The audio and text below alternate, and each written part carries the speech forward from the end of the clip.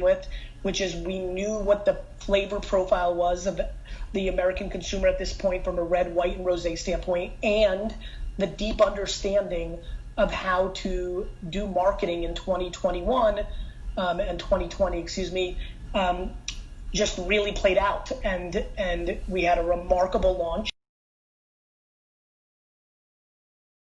Leverage to get the kind of return for our investors and my co-founders that I would look for if somebody's going to take us out of the equation this early. Okay, let's talk about that more in just a second, but I do want to bring in Robert Hansen. He's the president of Wine and Spirits Division at Constellation Brands. Robert, congratulations to you as well. Why did you buy Gary V's company? Thanks for having us. Appreciate it. Look, for two reasons. The first and probably most critical is that Empathy is an incredible brand. I think Gary and John and Nate as partners established a brand that is empathetic, very much focused on what consumers want. They have built a sustainable brand, farm to bottle. It competes at a $20 price point, which is the entry price point into the luxury segment. 15,000 cases in its first year of existence, high growth brand with plenty of potential to grow. So it's a very distinctive brand in the high end.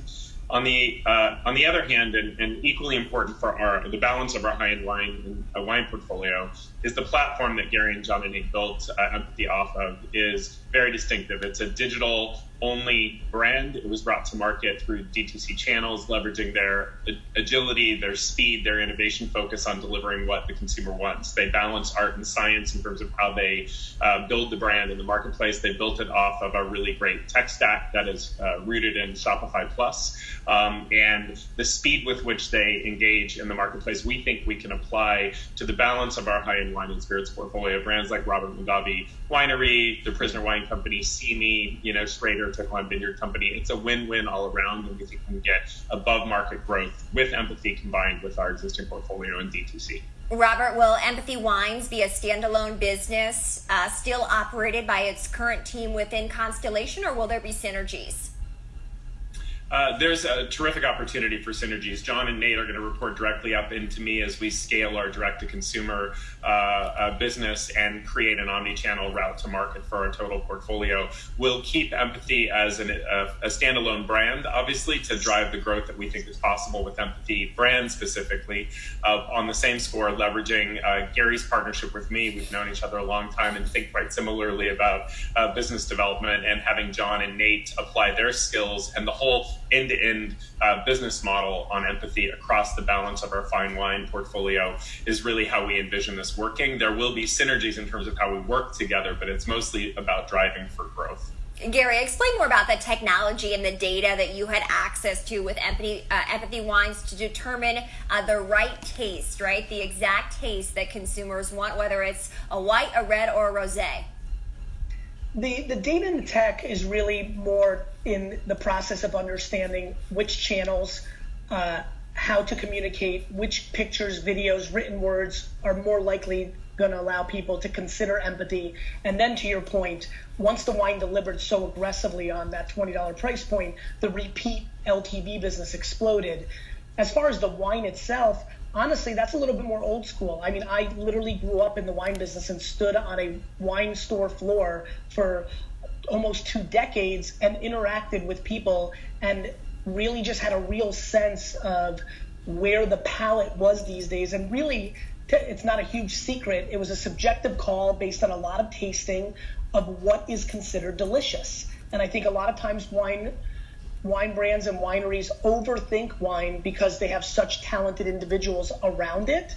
And I think that the simplicity of does this just taste great in comparison to what they could buy has been a real focus of ours. Okay, Robert, quickly, we know that you had earnings results earlier this morning, better than expected sales and earnings, better than expected wine sales, and it seems as if the coronavirus crisis, unfortunately, is only getting worse with these reopenings paused or in some cases pushed back. What is the expectation when it comes to wine sales for the rest of the year, and specifically wine sales of Empathy wines?